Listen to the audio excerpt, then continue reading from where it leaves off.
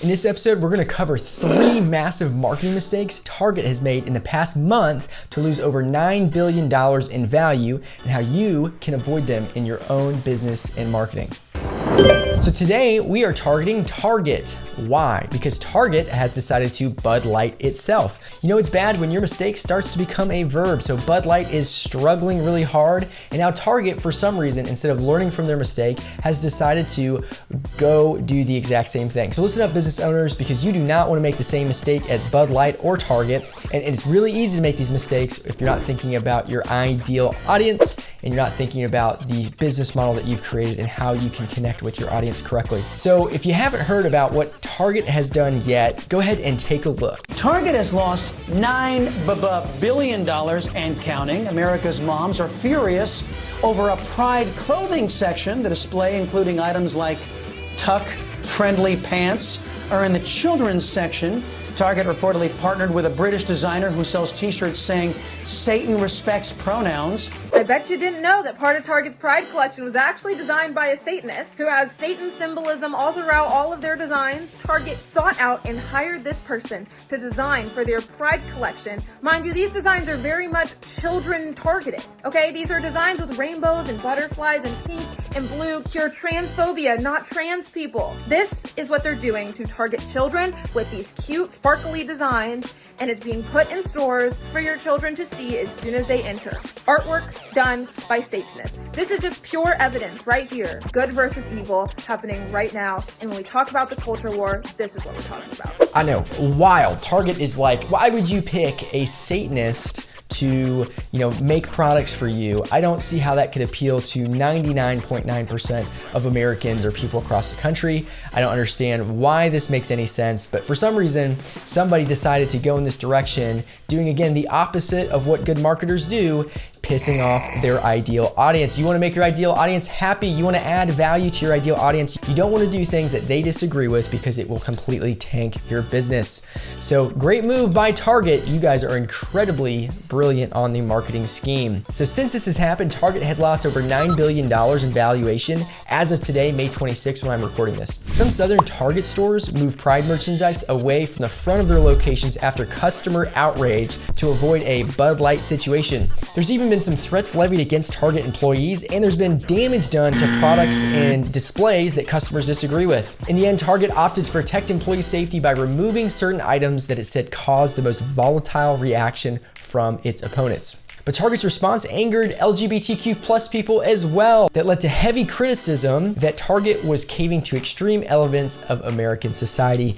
So Target is in a double whammy. They have pissed off one group politically and another group politically, and everyone is pissed off at them right now. This is why you don't want to go in this direction. You want to stay neutral if you're the type of business that Target is, which I'll explain here in a second. So like Bud Light before it, Target ended up alienating just about everyone in the process with this response. Check out this video. Target holding an emergency meeting over its controversial Pride merchandise, the damage control mode coming as it desperately tries to avoid a so-called Bud Light situation. A Target insider telling Fox News Digital, quote, "We were given 36 hours, told to take all the Pride stuff and move it into a section that is a third of the size, from the front of the store to the back. I think given the current situation with Bud Light, the company is terrified." So, it's just not going well for Target here, and I don't know how they didn't see this coming with Bud Light. So the company did not share which merchandise has been taken off its shelves to avoid controversy, but it has largely centered on its quote-unquote tuck-friendly swimsuits for trans women who have not had a gender-affirming surgery. I don't even know if I've even hardly said those words in my entire life before. That's how fringe this is and why you shouldn't market this way. Adding fuel to the fire, the retailer's new collection has been linked to a controversial designer, a man whose name is Abpralin Eric Carnell, so hard to pronounce, who is an outspoken Satanist whose brand features occult imagery and messages like Satan respects pronouns on brand apparel. So Fox News Digital reported separately. Take a quick look at that. It doesn't take a PR expert to know that if you hire a Satanist to design a children's clothing line and you stock your shelves with tuck-friendly bathing suits, people will get upset, very upset. Woo! Guys, I don't know how it can get any worse than that to alienate most of Americans who are not pro-Satan. Even if you're not a Christian, you're probably still not pro-Satan, because that's, that's just like perpetuating evil, right? So it seems that Target doesn't understand their own business model. And in business, when you have different marketing strategies, it's based on your sales strategy, whether you're a high-ticket business model or a low-ticket business model. Okay, so let's just explain this if you've not heard of this before, but I'm sure you have, and you're in one of these two industries in some shape, fashion, or form. So to keep it simple, let's take a high-ticket sales industries like real estate, excavation companies, or custom rug design. I like the custom rug design, and compare them to low-ticket sales models like Target or Walmart. So for high-ticket sales, you're marketing to a different, specific, smaller demographic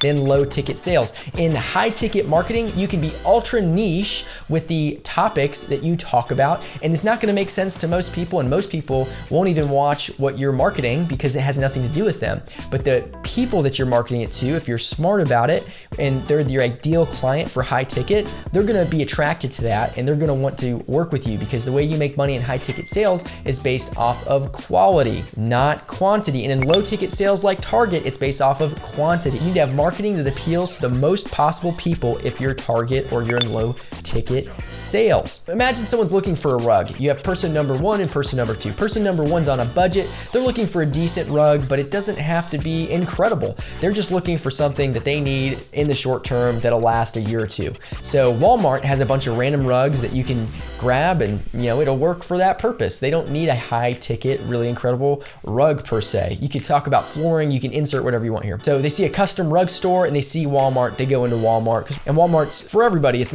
a very general store. You're gonna get very general, decent rugs, but you're never gonna get custom made ones, and you're never gonna get really premium results or long lasting results. So if someone's looking for a rug or flooring or whatever it is to put into their dream home that they want to last for 30 years so they never ever have to install flooring or rug, then they would go to the customizable store of this premium rug outlet where it's a much higher price, but it's much higher quality. And so when you're marketing to that person, you're marketing custom homes, you're marketing to a different demographic, and that's totally fine. And that works really well in high ticket, because in high ticket, you don't need a lot of volume. You make a lot of money per client. You're just trying to get a certain number of clients every year, and you're doing well. If you're in low ticket, you pay a lot of money out to exist, and you make your money on mass sales. So it's all about volume. So meaning that you need to purposefully market to your ideal audience, whether you're in high ticket or low ticket, totally different. That means if you're Target or Walmart, you don't want to market to 0.1% of people who are Satanists. You want to appeal to as many people as possible. That means staying very neutral on these things. And this is why they are struggling. Because they don't make a lot of money per sale, the more people they scare away, the less revenue they're going to bring in, meaning they are going to start to tank their actual revenue as well. In high ticket, if you are marketing to the 0.1%, you can still make a lot of money. In fact, you'll probably make more. It doesn't matter what industry, and you can definitely avoid what Target did, okay? So for the Targets of the world, they want to stay in the middle on fringe political issues. So here's the 3 massive things that Target did to tank their sales, just like Bud Light. Number 1, they focused on fringe political issues in their marketing, advertising, and product development that had a very small percentage of populations interested in that. And they're a low ticket sales industry, so therefore that is not good for them. They're only appealing to a very small percentage, but they need everyone to come by to make money. All right, so that does not work. Do not do this. Okay, number 2 mistake that they did, they then put the fringe product line at the front of their marketing campaigns, in the front of all of their stores, to push the products being sold, which angered their customers yet again. They neglected the largest portion of their buyers, which will likely lead to something similar to the Bud Light boycott. Guys, you gotta remember, when you are marketing, you are trying to appeal to your audience, and you don't need to worry about the small percentage of naysayers. When you create content, some people are not going to like it. They're going to disagree with you, and that is okay. Don't cater to them. Cater to the people who love what you're doing, and build a community around that. They played this marketing campaign like a high ticket business model rather than their low ticket business model, and they are getting crushed. So the big lesson, high ticket businesses can really niche down their marketing to appeal to a small segment of the population, but that's okay because they don't need a lot of clients. They need the right clients to pay the premium and larger ticket price. The low ticket industries need to appeal to everyone.